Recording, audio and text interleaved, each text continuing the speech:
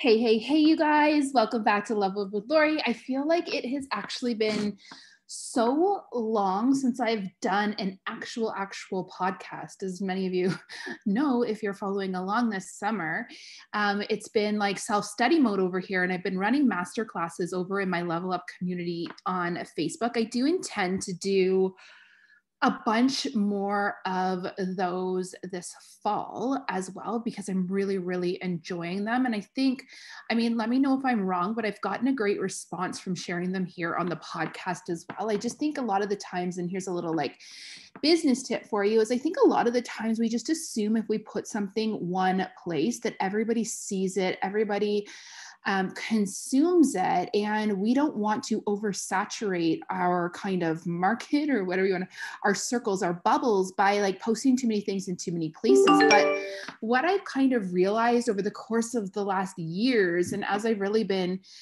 getting involved in social media, really building a social, like an online presence and all those things, is that people need like duplication, right? And that sometimes a message will hit people on a couple different platforms and they'll actually get something different from every single one, or every single time, even though it's exactly the same content. Like it could be that they're at a different place in their day, or maybe they have a little more attention in that time, or you know what, more than likely they even missed it on one of the socials, because not everyone is everywhere and kind of that tuned into what you're doing. So when I put really good content out there, which is what I felt like with the master classes this summer, I want to get as many ears and as many eyes on that content, because the reason I create content is to help my circle, right? To serve my bubble, to kind of move you along in business or life or whatever the message or the teaching is inside of that. So I will continue. And honestly, I really, truly would love your feedback. So if you're listening to this, just shoot me a message and let me know whether you've been listening to the masterclasses on, and another reason why I like putting them on the podcast is it kind of makes them, like you can listen to them like in your car, right? Really easy through the different podcast platforms. So anyways, this is not at all what this episode is about, but a little train of thought there. And just kind of like a little bit of a note to you, to when you put out good content, we take a lot of time and energy and love into our content, right? So ask yourself, how can I use this content in multiple places? Can I repurpose it? Can the same thing be shared in different places? Could it go out in an email? Could you share it on your personal Facebook page? Can something be shared from your business page to into a group? Could you upload into IGTV if you do a live? You can save videos that you do on Facebook, which is what I've been doing to upload to the podcast, and you can put them onto IGTV. You can put them into a podcast. You can put them into an email. Repurpose your content, you guys, because it's a lot of work, and it's your purpose, it's your project. So you want to get it out there to the world in as many ways as possible if you're using multiple outlets. So today I wanted to talk about following the breadcrumbs. And actually, I got this term from a coach. I don't know if you know her, but for those of you that are in my circle, I talk a lot about the book Soul Modes, SOULMODES, which is just about the different modes that women have inside them and how we move through them and how to actually really harness the power of them. Honestly, it's been life-changing for me. And it's by an author named Carly Marie. And she is also a incredible, like, to say a business coach is just not even doing any justice. And one of the little things that she talked about in one of the trainings that I was listening to was follow the breadcrumbs.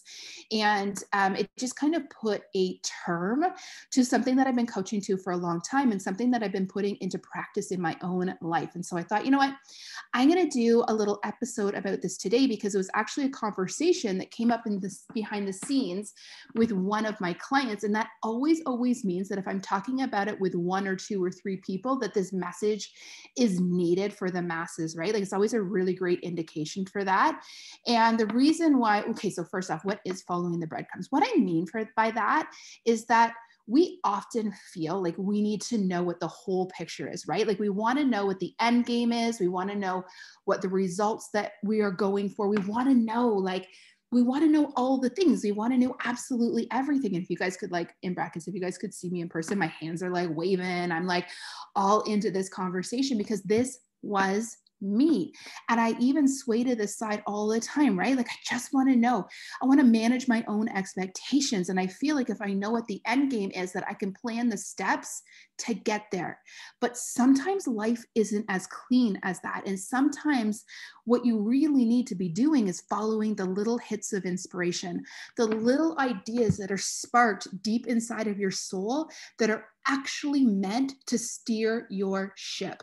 And so it's like these little nudges that the universe is sending you and trying to like show you, I'm leading the way, like I'm showing you how to get where you want to go. And I think sometimes we're so stuck on thinking that the way that we have decided is the only way that it can happen, or we're so stuck on what our expectations are for certain things that we don't realize that like there's so much more happening out there, that there's so much power in listening to those little nudges and allowing those things to be the thing that leads the way. And I think sometimes we are even, it almost kind of like blinds us to seeing what the results have actually been when we are just so single-handed, like just so focused on the outcome that we expect. And so a really good example of this is like a current mastermind that I am in.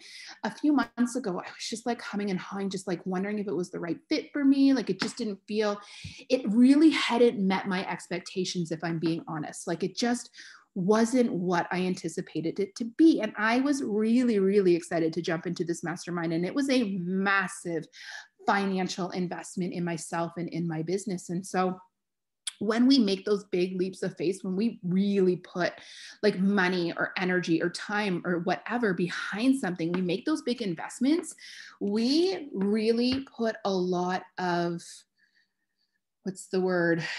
Whatever. We put a lot of like, whatever the word is, on our expectations, on those outcomes, right? So for instance, I joined this mastermind. I expect to be having a seven-figure business within 6 months because that's the reason I joined this mastermind, right? And so when that isn't happening, when everything isn't clicking into place, I ask myself if I'm going in the wrong direction. Did I jump too quickly into this mastermind? Was this not what I expected it to be? And when you take a step back from a lot of these circumstances, when you realize that all of the things that you feel energetically pulled to do, if you take out what your initial expectations were and you look at what you really get out of this and out of it, sometimes it's even better, right? Sometimes it's even more magical. So in this example, I actually met my soul coach, right? Like the human, like that's just incredible, that has just taken me on this massive, massive soul journey in the last 6 months and introduced me to my guides and introduced me to my inner magic and has gotten me writing my book and like all of these things, which you can't even put a value on that level of like that level of magic. You just can't even like, that's well worth the financial investment that I made in that mastermind. Not only that, but like when I stopped holding so tightly to my own expectations and I said to myself, you know what, I'm gonna just be in the ride for this. I've already invested. I'm just going to go on this ride and I'm going to see where it leads me. I'm going to follow the breadcrumbs, right? And I met another couple business owners in there that are just like amazing. And for anybody that's on this entrepreneurial journey, you know that meeting like-minded people that are on a similar journey to you is like priceless because they're going through all the things.